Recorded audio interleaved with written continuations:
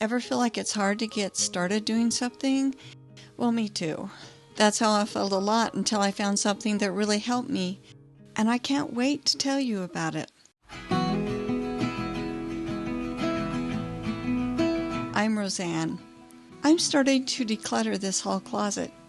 I haven't seriously cleaned it out since we moved in our home in 2008.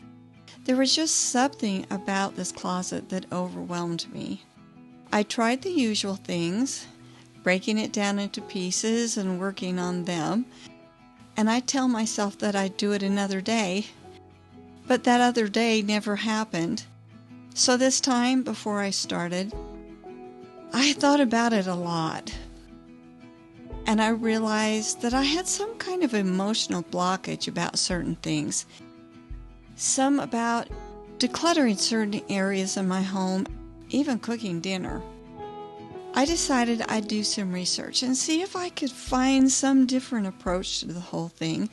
I just didn't want to keep going like this.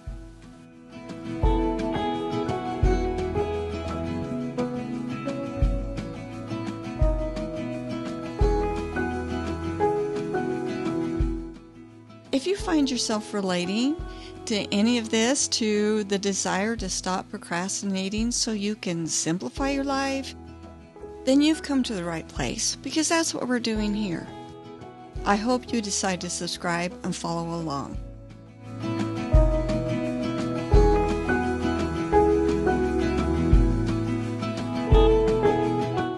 Well, as I looked and researched, I kept running into people who had theories about why we procrastinate. One of those was Dr. Neil Fiore. I think I'm saying that right. In his book, The Now Habit, he says that the problem might be in how we talk to ourselves. When we say that we should do something or that we have to do something, we're saying that we really aren't fully committed to it. We're a victim or being forced to do it. We start resisting. We imagine how terrible it's going to be if we do it, and nobody wants to do terrible things.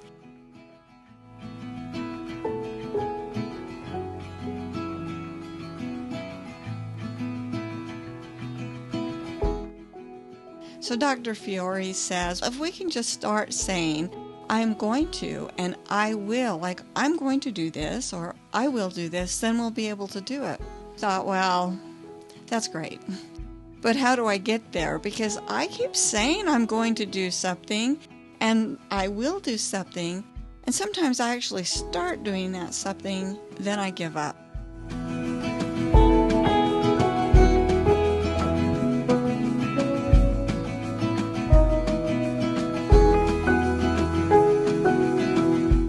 I even consulted with ChatGPT.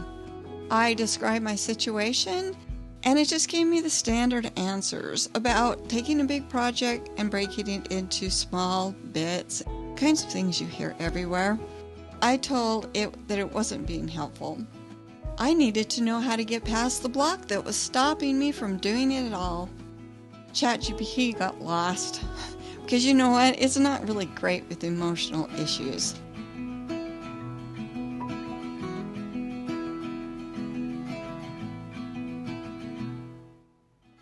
Then I listened to this podcast by Mel Robbins. She said something I really needed to hear. She said, you are not a procrastinator. You have the habit of procrastinating. Procrastinating is a form of stress release.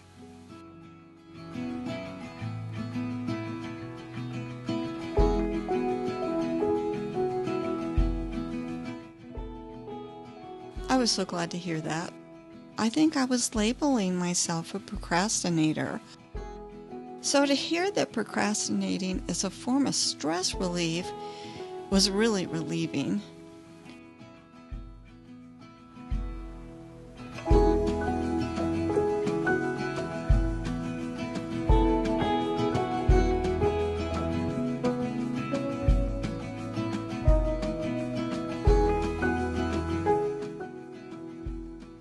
Then she said that procrastination habits have 3 parts. First, you're stressed. Number 2, you avoid what you're stressed about. And then when you avoid it, 3, you get a little stress relief. I guess that's true, because I was really stressed about this closet I'm working on. Yeah, I was stressed about it, and yeah, I was avoiding it, and when I closed the door, I got a little stress relief because I could quit thinking about it for a minute.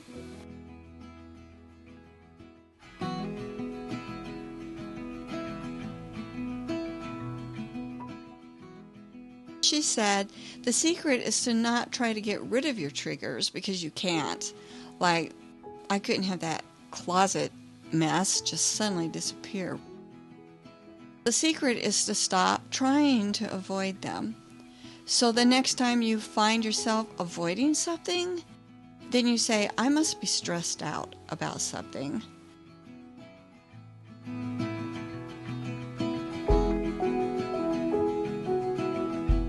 Then she said to count backwards from 5 and just start working.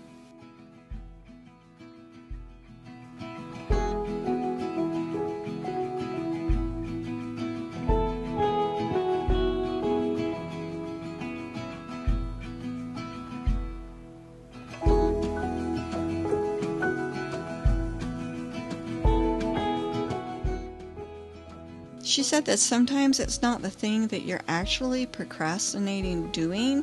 It might be something else in your life, maybe something from your childhood or something at work or something else that's stressing you out. And then it's just that you're procrastinating that one thing or whatever it is because you're stressed.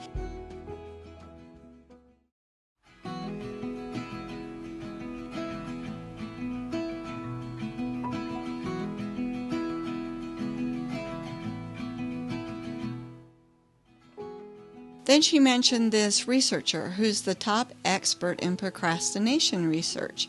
He's kind of like world renowned for it. His name is Dr. Timothy Pychyl. It's Pychyl. I think that's how you say it. So I looked him up and I found an article about procrastination written by the New York Times. They quoted Dr. Pychyl as saying that there are 3 steps to it. Number 1, forgive yourself for procrastinating. You need to have an actual discussion with yourself about it. He said that there's been a lot of research done that proves that if you forgive yourself for procrastinating about one thing, you're less likely to procrastinate in the future. That really resonated with me in such a big way because I realized I have been so angry with myself that so many of my closets in my garage and just things all over my house that I let it get out of control because I like my house to look nice. And so I think the worse it got, the more mad I got about it, but I really didn't realize that I was so mad at myself. I did feel like I was failing. Yeah, I did. Anyway, the idea that you should really talk to yourself just to say, I forgive you for this. You've been stressed, you had a lot going on, and you've been doing the best you can, and I just forgive you that it's this way. You don't have to feel bad about that anymore. It was just such a relief. And doing that one thing made me want to clean out the closet.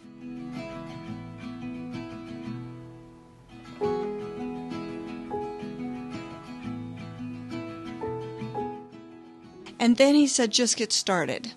Don't wait until you feel like it because you will never feel like it.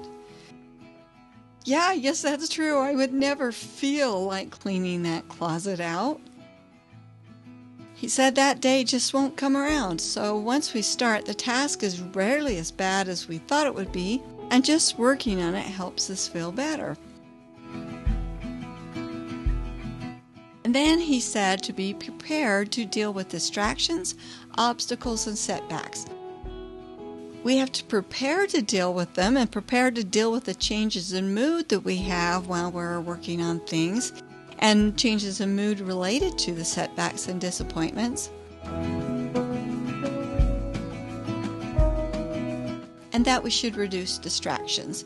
such as if you're trying to do something on the computer, then close all of your other windows or work in a plain document. Shut the door, shut your phone down. Do everything you can so that you can just focus on that thing.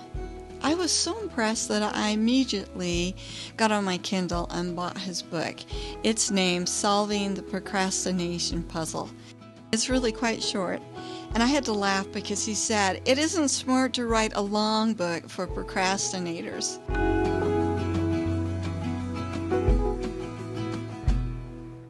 He talks about willpower in the book. He said that it's a limited resource. If you have a really stressful, awful day at work, you're not very likely to do something significant when you come home. You'll just want to relax. You'll probably veg in front of the TV, maybe just watch a lot of shows and things.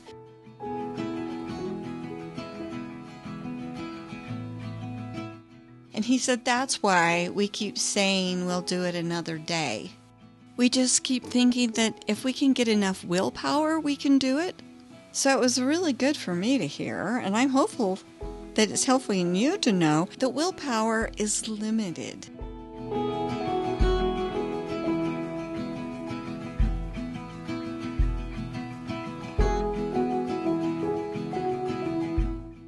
This is what he said to do about it. If we find ourselves saying, well, we'll do it another day, we should take a breath and say, why is it important that I do it today?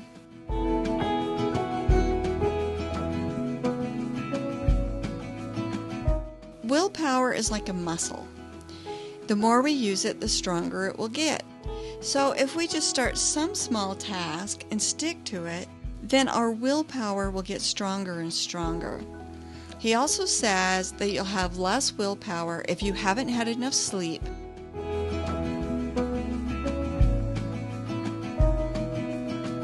We should also think about our blood sugar level.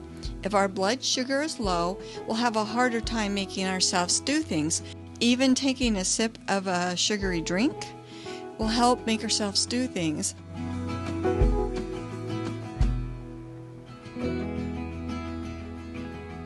He also said that positive emotions help. So if we can do something or have something happen that makes us feel more positive, then we'll find that we'll have more willpower to do what we want to do.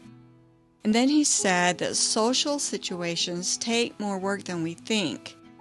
And that can affect our ability to make ourselves do things.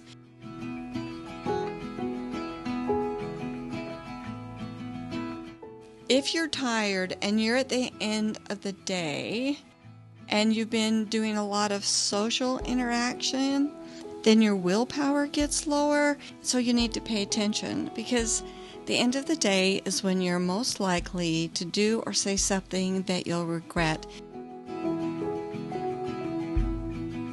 If our emotions are high and we're upset and we're stressed, we're going to have a harder time doing things. So we'll be more likely to procrastinate. He also recommends that we become aware of our common rationalizations, the kinds of things we tell ourselves when we are trying to put things off or not do what we'd like to do. Some of these rationalizations may be preferring how you feel right now over how you'll feel in the future, because it's really hard to know exactly how you're going to feel in the future. But you know that if you don't do it now, then you're going to feel better immediately because you're not going to have to do it. Underestimating how long it will take to do, and so you think, well, I have plenty of time to do it tomorrow, or overestimating how much we can get done in a short period of time, so tomorrow's better. Just really preferring tomorrow over today, and being kind of irrational about the task at hand and your ability to accomplish it in a later date. And really just trying to make yourself be happier by changing your thinking to be consistent with your behavior at the moment, even though later you're not going to be happy with yourself that you behave that way. He also said that for most people, trying to imagine what you feel like when you're finished doesn't really work, because we tend to go for what is happening now, our immediate reward, instead of a reward in the future.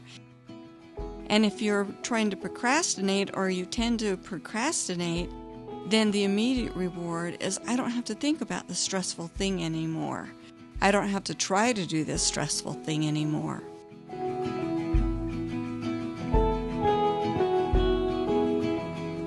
Those are the things that really help me, and you can see I'm working on the closet. If you want to know more about what Dr. Peichel says in his book, I'll put a link to it in the description. And like I said, it's on the short side and it's really succinct. I think I read through it in like an hour, and that was even with me stopping and taking notes. So if you don't get anything else out of this video, I would say try to remember the one thing that made the huge difference and allowed me to clean out this closet. Really, just forgive yourself for procrastinating, then you'll be able to fix it. I am still shocked at how well that worked. I was really mad at myself. Once I forgave myself, I was relaxed and I was able to do the closet. And now I walk past that closet and open it, and I look at it and I feel so relieved, and I keep thinking, this is how I want my whole house to look. It is so calming, and I kept all the things that were important to me, maybe things that wouldn't be important to someone else, but I can see them all. I know where everything is. So, forgive yourself. And then if you're feeling like you need to procrastinate, ask yourself, what do you feel so stressed about? And then just get started. You'll get there. We have a lot of interesting things to talk about, and I have a lot of projects to work on for you to watch as we chat.